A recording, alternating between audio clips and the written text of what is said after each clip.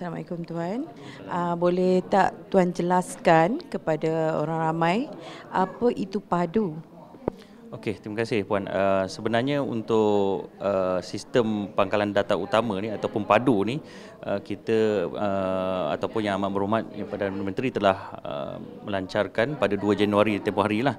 So tujuan pengemaskinian PADU ni sebenarnya melibatkan semua penduduk warga negara dan juga penduduk mesti tetap 18 tahun ke atas, dan di mana pengisian ni lebih kepada untuk pengumpulan data profil isi rumah lah dan juga profil individu.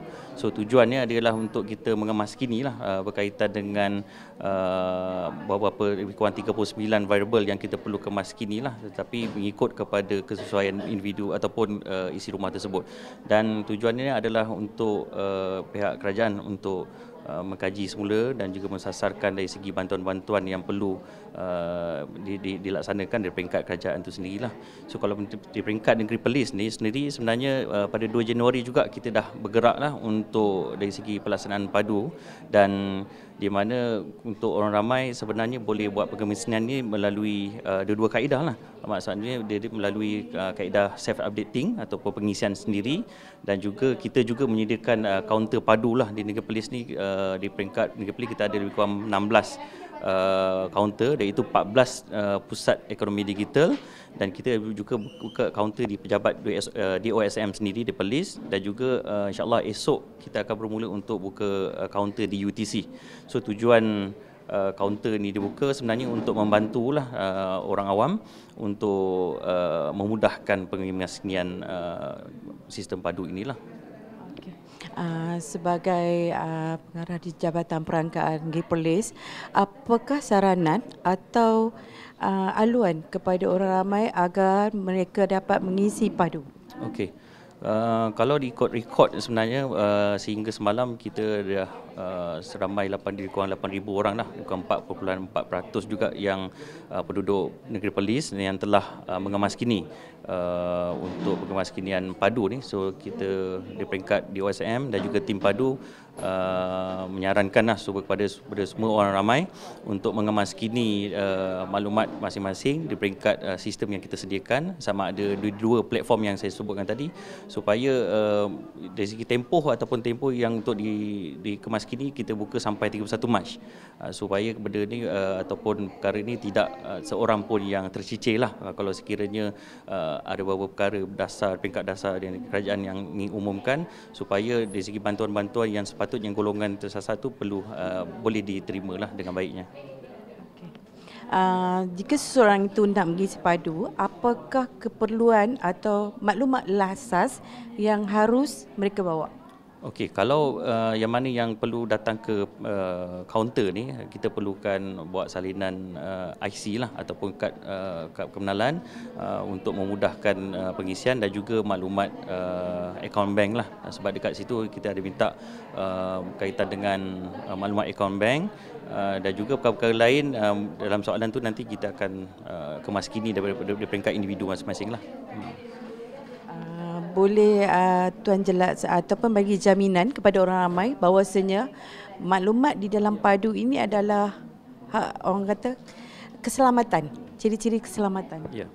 Kalau kita lihat dari segi pembangunan sistem ini sendiri, sebenarnya seperti yang diumumkan oleh pihak menteri pun, kita punya pembangunan sistem kali ini kita melibatkan 100% adalah penjawat awam, dan yang membangunkan sistem ni daripada pihak mampu lah, dan kita tak melibatkan pun daripada vendor luar yang untuk buat pengisian. Dan dari segi keselamatan ni kita sebenarnya kita dah melalui audit untuk sebelum kita akses kepada orang ramai, dan juga kita ada jaminan daripada cyber security dan sebagainya.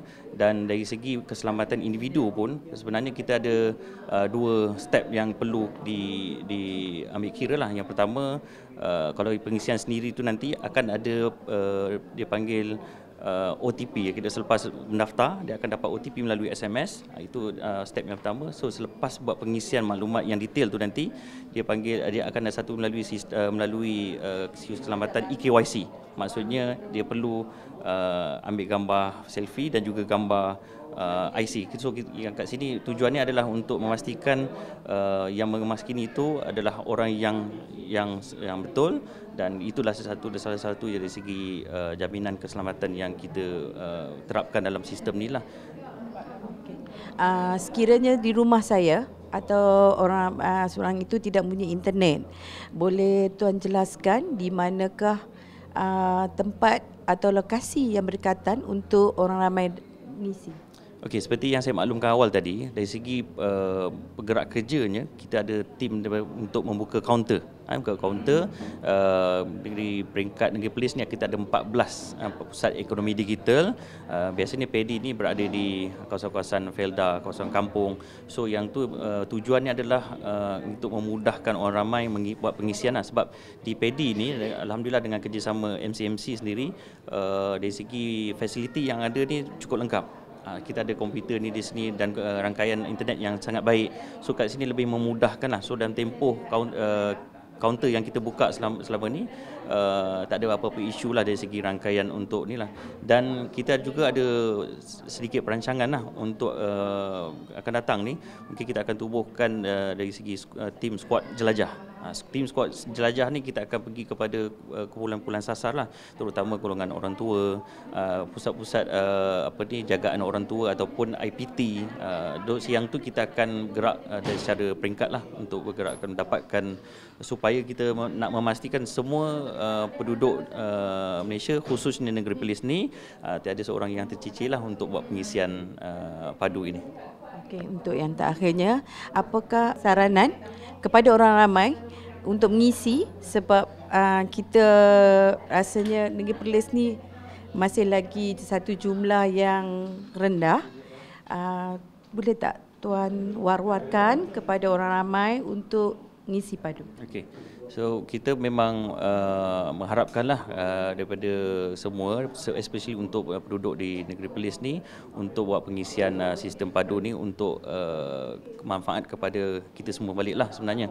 Dan dari segi pengemaskinan ni kita dah buka 2 Januari itu, insyaAllah sehingga 31 Mac, dan insentifnya kita dah buka kaunter-kaunter. Tuan-tuan puan ataupun semua penduduk Negeri Perlis boleh berhubung dengan tim padu di Jabatan Perangkat Malaysia Negeri Perlis, dan juga kita ada buka di UTC dan juga kaunter PADI lah, 14 PADI. So saya mengharapkan orang ramai boleh melayari ataupun mengakses media sosial Dozem Perlis untuk mengetahui lah dari segi masa ke semasa kaunter mana yang kita buka, dan sekiranya bagi golongan-golongan yang boleh mengisi sendiri, kita mengharapkan boleh mengakses laman web padu dan boleh buat pengisian sendirilah secara terus.